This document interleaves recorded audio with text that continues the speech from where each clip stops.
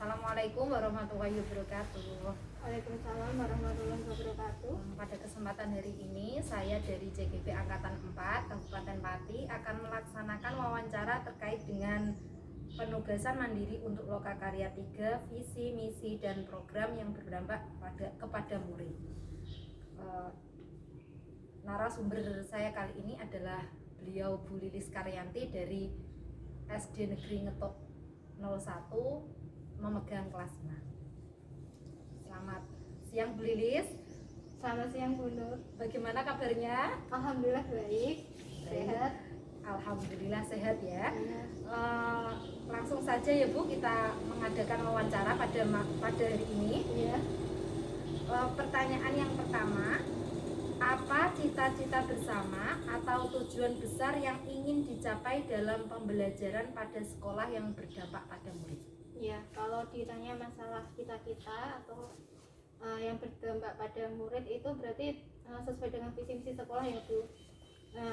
Terutama mewujudkan siswa yang berprestasi, kemudian berakhlak mulia dan menanamkan pendidikan karakter. Seperti itu. Oke, bagus sekali ya Bu. Misi sekolah. Jadi garis bawahnya adalah sesuai dengan visi misi sekolah SD Ngetok 01. Untuk selanjutnya, ini berkaitan dengan proses pembelajaran. Menurut Ibu Lilis, ya. Apakah guru telah melaksanakan pembelajaran berpusat kepada murid? Kalau saya lihat dari kelas 1 sampai kelas 6, kalau masalah pembelajaran berpusat pada siswa menurut saya sudah, karena dimana siswa diminta untuk aktif, terutama dalam pembelajaran menggunakan kurikulum 2013 ya Bu. Rata-rata anak itu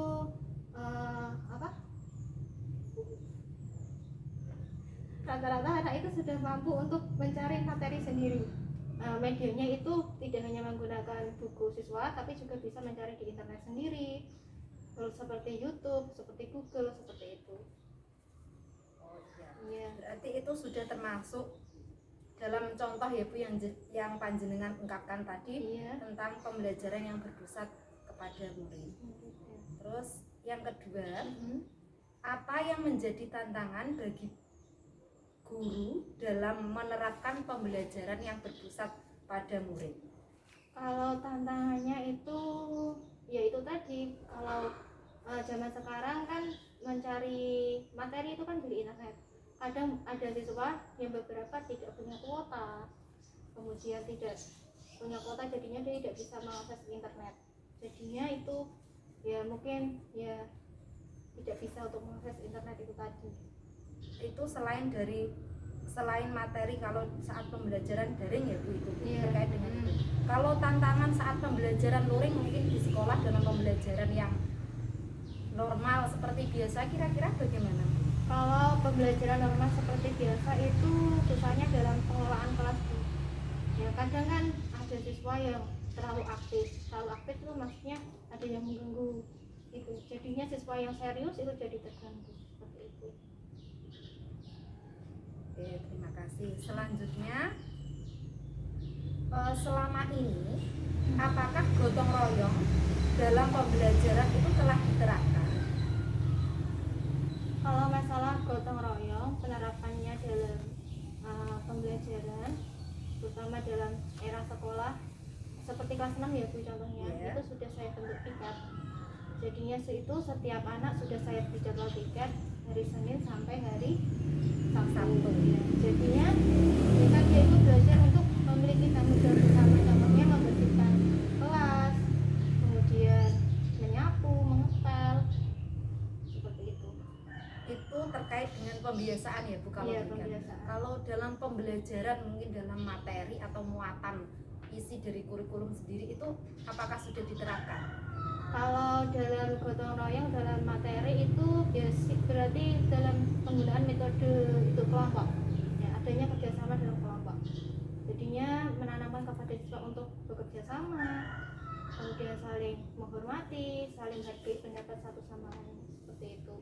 Apakah itu juga maksudnya secara real konkret sudah dibentuk kelompok seperti itu dari pemasangan bangku-bangkunya, Bu? Iya, kalau misalnya dalam metode kelompok atau model pembelajaran guna kelompok berarti bangkunya juga saya tata. Misalnya ada kelompok 4, berarti nanti ada 4 kelompok gitu per bangku.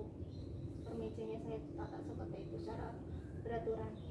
Soalnya kalau tidak ditata nanti anaknya itu mondar mandiri, tidak kondusif. Akan kesulitan untuk berinteraksi. Iya. Oke, selanjutnya, apa saja praktik baik yang dilaksanakan selama ini yang akan terus diterapkan dalam pembelajaran yang berdampak pada? Jadi praktik baik jenengan yang selama ini sudah diterapkan dan akan terus jenengan pegang untuk pembelajaran selanjutnya yang berdampak pada. Kalau saya yang pertama itu masalah pembiasaan dulu, ya. Ya. Dimulai dari masuk jam 7 itu anak-anak sudah baris. Masalah baris itu saya beri pertanyaan seperti perkalian, kemudian setelah itu masuk, kemudian kita berdoa. Berdoa itu melafalkan Asmaul Husna bersama. Itu masa pembiasaan. Terus kalau masalah pembelajarannya mungkin menggunakan metode atau model yang sesuai dengan muatan pelajaran, seperti itu. Sesuai muatan pelajaran, apakah tidak dikaitkan dengan karakteristik Iya, sesuatu? dengan karakteristik dan kebutuhan siswa juga. Jadi ada kaitannya Sesuai antara dengan muatan pelajaran dan karakteristik siswa. Iya. Selanjutnya, apa saja sumber daya yang telah kita miliki untuk melaksanakan pembelajaran yang berpusat kepada murid? Kalau sumber daya, kalau di sekolah kita kalau pada saat daring itu menggunakan via Google Meet, ya Bu ya. Ya. Kemudian untuk mencari materinya mungkin kita bisa mencari dari sumber YouTube, kemudian kita bisa mencari dari Google, kemudian kita bisa buat PowerPoint. Ya. Itu kalau pembelajaran Daring. Ya. Bagaimana kalau luring, Bu? Kalau pembelajaran luring, ya itu tadi mungkin yang perlu saya tingkatkan kan Bu? Ya. Atau yang saya pertahankan mungkin dengan itu tadi konsisten menggunakan metode dan mode pembelajaran sesuai dengan kebutuhan dan karakteristik siswa sesuai dengan muatan pelajarannya tadi. Oke. Harus sesuai. Kalau dari lingkungan, misalnya pembelajaran di luar lingkungan yang ini kan tadi pertanyaannya adalah sumber daya yang kita miliki untuk melaksanakan pembelajaran yang berpusat pada siswa. Ya, kalau lingkungan mungkin kalau pelajaran IPA ya Bu, ya, mungkin kita bisa misalnya pada pembelajaran mencangkok, mungkin kita bisa memanfaatkan tumbuhan di luar untuk dipraktekkan di sekolah seperti itu. Jadi kan bisa menggunakan kayu kayak gitu kan. Kalau di sekolah itu sarana prasarana itu menggunakan LCD, kemudian LKS, seperti media pembelajaran. Oke. Jadi ini sudah mencakup lingkungan juga, dari sumber dayanya siswa juga, sudah sumber daya guru juga sudah termasuk dalam ini, dan juga sumber daya elektronik ya Bu, bisa masuk di sini ya. Selanjutnya, upaya apa saja yang dilakukan selama ini agar pembelajaran di sekolah semakin baik? Kalau upaya, kalau ditanya upaya ya seperti jawaban saya tadi, kalau bisa sebagai guru mengusahakan yang terbaik buat siswanya. Terutama yang pertama itu masalah pendidikan karakter Bu. Ya, pendidikan karakter itu bisa ditanamkan melalui pembiasaan tadi. Kemudian kalau masalah pelajaran, materi, ya kita sebagai guru kalau bisa ya tadi menerapkan kompetensi pedagogis pada guru, mengajar yang baik, menggunakan model dan metode pembelajaran yang baik, menggunakan media pembelajaran yang sesuai dengan karakter siswa, seperti itu. Itu tadi mengenai tentang pembelajaran. Selanjutnya adalah tentang harapan ke depannya. Apa harapan Bapak atau Ibu terhadap sekolah di masa yang akan datang? Ya, kalau harapan, ditanya harapan sesuai dengan jawaban saya tadi, seperti tadi sesuai dengan visi misi sekolah ya. Yang pertama ya tadi, pendidikan karakternya bagus, moralnya bagus, di masyarakat diterima dengan baik, kemudian berprestasi. Karena kalau seandainya kita bisa mencetak siswa berprestasi, tapi kalau karakternya nol, itu sama saja Bu. Jadi ya itu tadi, penanaman pendidikan moral sejak dini dan Ya, berprestasi. karakter dan berprestasi ya Bu Iya. harapannya. Yang kedua, 3-5 tahun ke depan, apa yang bisa dilakukan agar pembelajaran di sekolah lebih berdampak kepada murid? Kalau sekarang tadi sudah berdampak ya, tapi lebih lagi ditingkatkan. Ya mungkin ya kalau untuk meningkatkannya mungkin lebih ke sarana dan prasarana ya, ya. Seperti sekolah lebih banyak menyediakan media pembelajaran,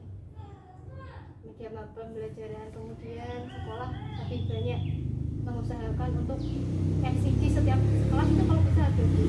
Jadinya setiap guru itu bisa menggunakan, kemudian wifi juga kalau bisa sampai kelas 1 sampai kelas 6 itu nyambung. Ya dalam pembelajaran kita bisa mengaitkan materi menggunakan internet. Oh ya. Selanjutnya, Ibu akan menjadi guru yang seperti apa yang pada masa yang akan datang? Kalau ditanya seperti itu, sebenarnya saya juga bukan manusia yang sempurna ya Bu.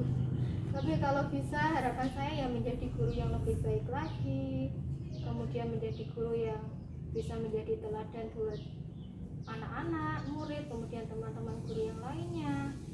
Ya kalau bisa ya mengusahakan tadi dalam pembelajaran itu menerapkan kompetensi pedagogik, profesional, seperti itu.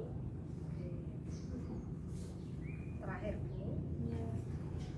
apa saja yang bisa kita capai dengan gotong royong agar proses pembelajaran lebih berdampak pada murid?